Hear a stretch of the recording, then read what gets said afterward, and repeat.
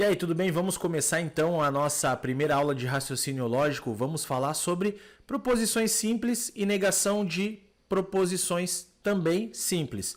Então, nosso tema é bem tranquilo, para realmente nós já sairmos dominando esse assunto. Proposições simples e as negações das proposições simples, beleza? Vamos lá então. Para nós começarmos, é importante entender o que são proposições, certo? Então, vamos começar dando essa ideia central, essa ideia básica. Proposição, na verdade, é o quê? É uma sentença declarativa, ou seja, é uma afirmação, certo? Então, tem que estar atento a esse detalhe. Toda sentença declarativa, ou seja, aquilo que é declarado por palavras, mas também pode ser declarado por símbolos. E o conteúdo pode ser considerado verdadeiro ou falso. Então, toda proposição ela vai ter uma classificação.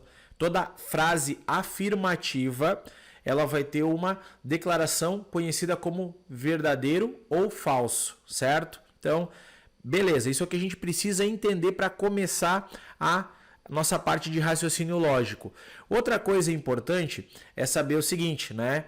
Quando nós falarmos em valor lógico, nós vamos estar nos referindo a dois possíveis juízos que nós vamos atribuir a uma proposição.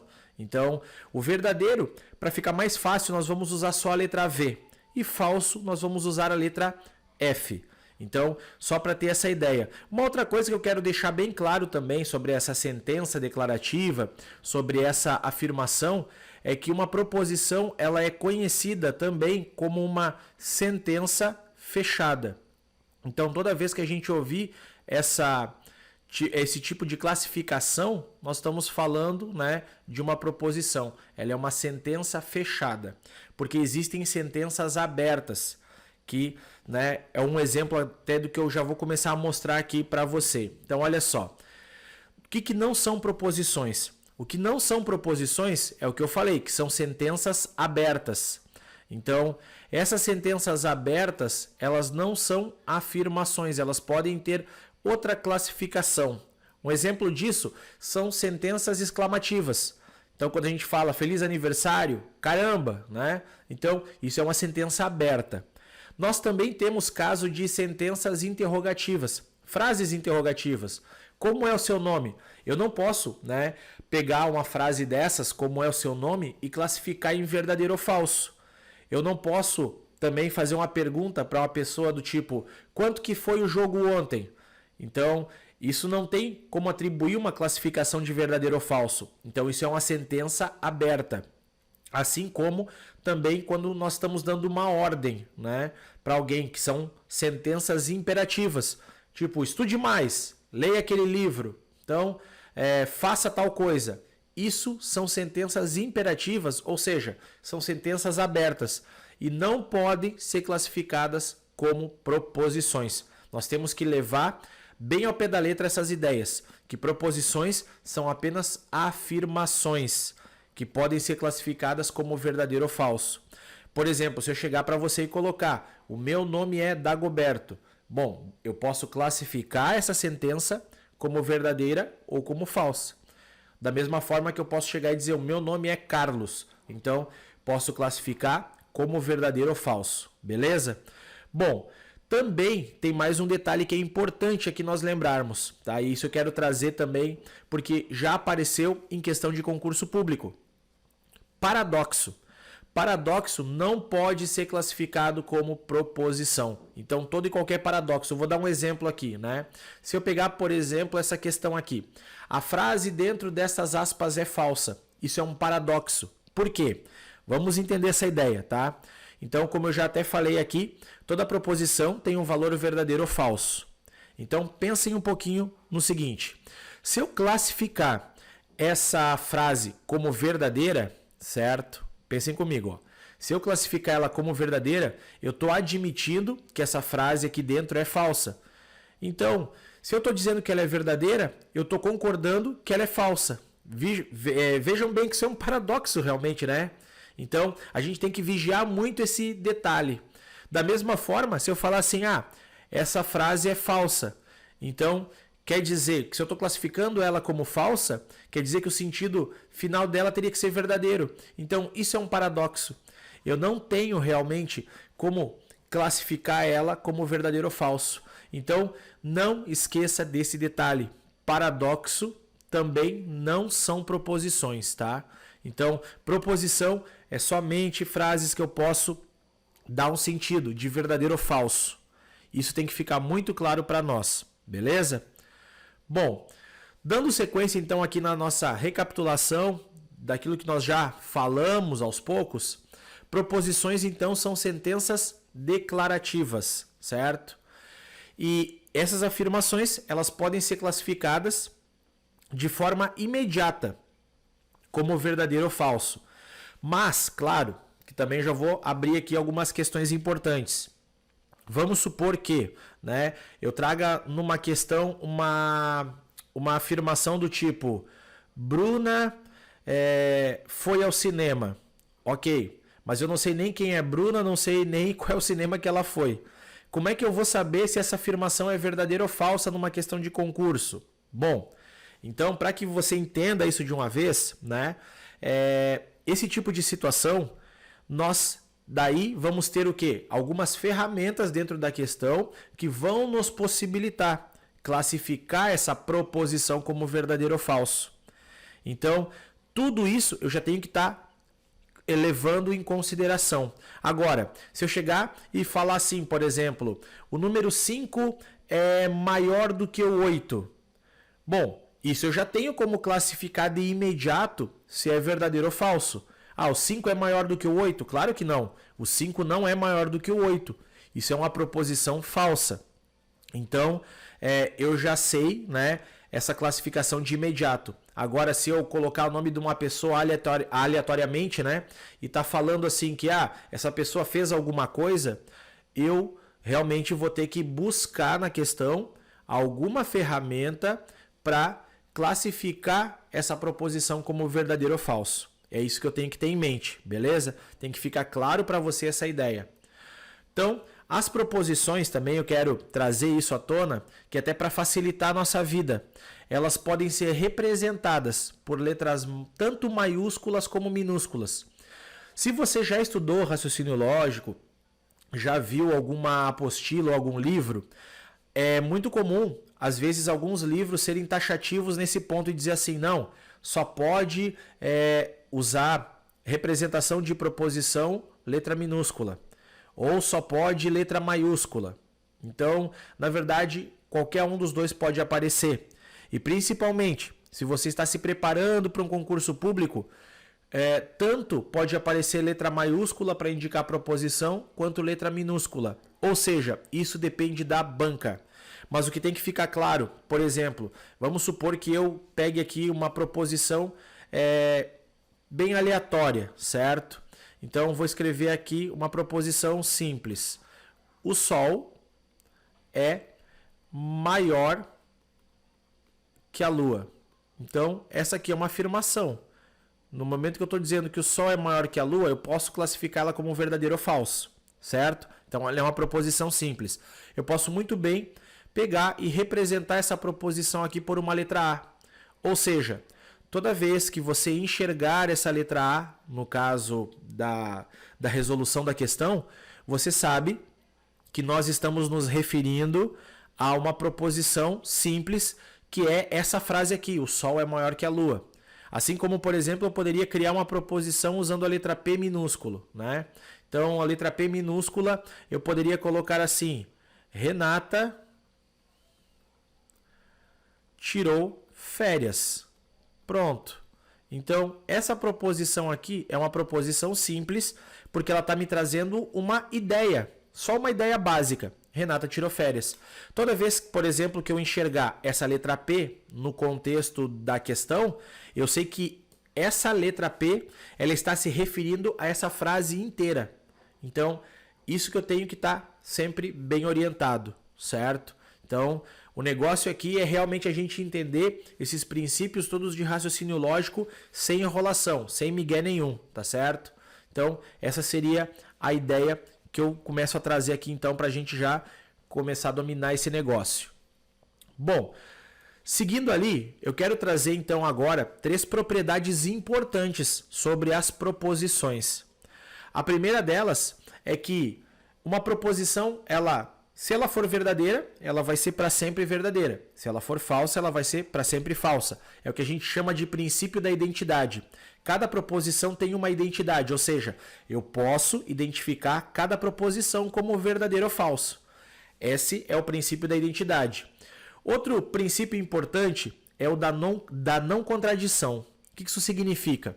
Que nenhuma proposição ela pode ser verdadeira e falsa ao mesmo tempo. Ela vai ser só verdadeira ou só falsa. Ponto final. Então, essa proposição, né, ela não vai admitir dois valores ao mesmo tempo. Então, isso é o princípio da não contradição. E um dos princípios bem importantes também que a gente usa, né, é que só existem duas classificações para uma proposição. A classificação de verdadeiro ou a classificação de falso. Ou seja, não tem uma terceira possibilidade. Existem duas, verdadeiro ou falso.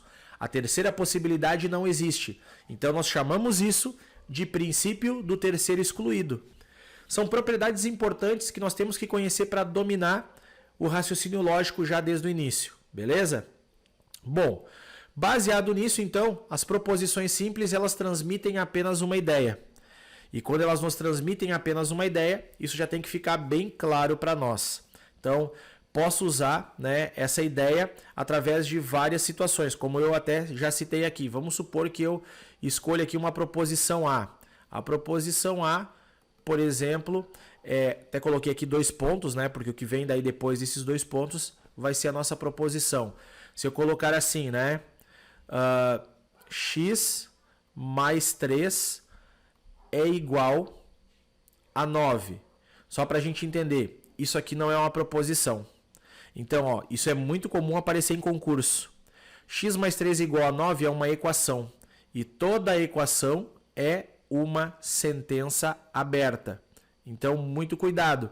Muitas vezes eles perguntam, né?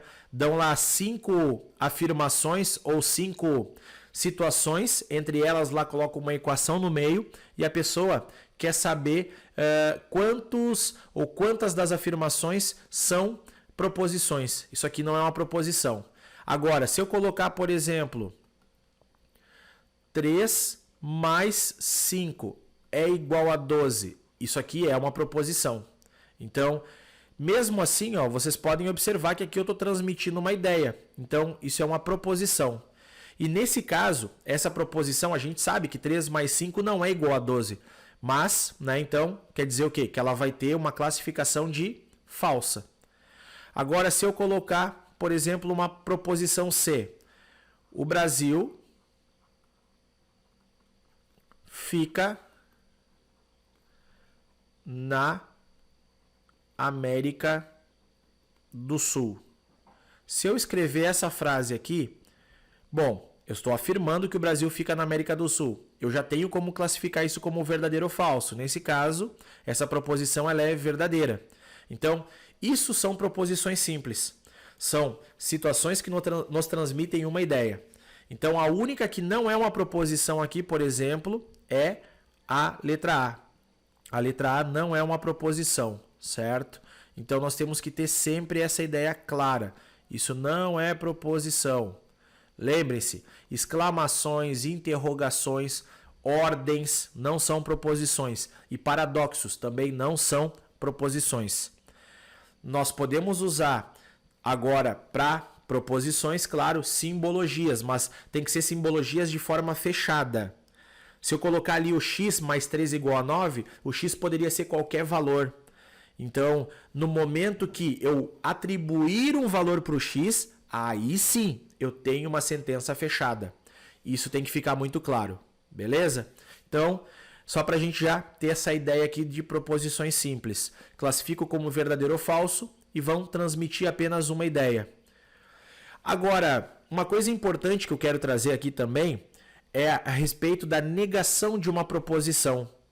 Já começando, então, a entender todo esse conceito. A negação de uma proposição é o que também nós podemos chamar de partícula não. Né? Vamos entender essa ideia. Já que nós sabemos agora que toda proposição ela pode ser representada através de uma letra. Beleza? Então, A negação de uma proposição, ela pode ser representada por dois símbolos, que eu vou te mostrar aqui. Eu posso usar o símbolo do till na frente da proposição, que aí significa que eu estou fazendo uma negação, ou eu posso usar o símbolo, também bem comum, que é de uma cantoneira, certo? Esses dois símbolos aqui transmitem para nós a ideia de negação de uma proposição. Então pode ser tanto o till quanto uma cantoneira. Para que serve uma negação de uma proposição? Ela serve para alterar o valor lógico de uma proposição. Vamos dar um exemplo aqui bem fácil. Vou começar aqui colocando uma proposição A. Vou chamar essa proposição de A e vou dizer assim, né? O céu está azul. Ok. Essa é uma proposição simples. Agora, se eu colocar do lado dessa proposição simples um till, significa que eu vou fazer a negação dessa proposição. Vamos supor, tá? Apenas uma suposição que essa proposição aqui ela é verdadeira. Agora, se eu falar, né, que eu quero negar essa proposição, o que eu vou fazer? Eu vou acrescentar na frente do verbo, até para ficar mais fácil. Na frente do verbo, eu vou acrescentar a negação. Eu vou acrescentar a palavra não. Eu vou simplesmente escrever que o céu não está azul. Então, essa é a ideia que nós vamos fazer. E a partir de agora, essa proposição, ela vai ser o quê? Ela vai ser falsa. Então, toda vez que eu nego uma proposição verdadeira, ela fica falsa. Da mesma forma, se eu, por exemplo, escrever aqui uma proposição falsa. Vamos supor que eu crie uma proposição B e escreva o seguinte, certo? Eu vou escrever aqui: a Lua é maior que o Sol. O que nós sabemos? Nós sabemos que essa proposição ela é falsa. Então, tudo bem, até aí. Agora imagine que do lado dessa proposição B apareça uma cantoneira, que também é um símbolo, né, de negação. Eu vou simplesmente dizer o quê? Que a Lua não... Eu até vou colocar aqui maiúsculo para destacar essa ideia, tá? Mas não precisa fazer isso. A Lua não é maior que o Sol, né? Simplesmente é isso que vai acontecer. Agora, o que acontece com o sentido da minha proposição? Ela era falsa, agora então ela vai ser verdadeira, certo? Então, isso são algumas coisas que nós temos que ter em mente, tá? A negação de uma proposição, ela vai trocar o valor lógico da minha proposição, certo? Então, são essas ideias que nós temos que começar a dominar para nos darmos muito bem em raciocínio lógico. O que é uma proposição, como que eu represento ela e como que eu vou negar essa proposição. Bom, agora que nós já sabemos alguns detalhes sobre a negação, é importante também termos alguns cuidados com ela. Que cuidados são esses? Bom, a negação também pode aparecer numa frase como não é verdade que... Então é bem comum isso acontecer em algumas provas, quando nós vamos supor que colocamos ali uma frase, né? Carlos é dentista. A negação ela pode ser assim, não é verdade que Carlos é dentista. Então é uma forma de aparecer a negação de uma sentença, quando nós usamos uma proposição simples começando com o não é verdade. O não é verdade ele é mais comum em proposições compostas, que é o tema da nossa próxima aula. Mas já vamos nos familiarizando com essa possibilidade também dentro das proposições simples. Isso depende muito também da banca que vai organizar, né, que está organizando a prova de concurso que você está estudando.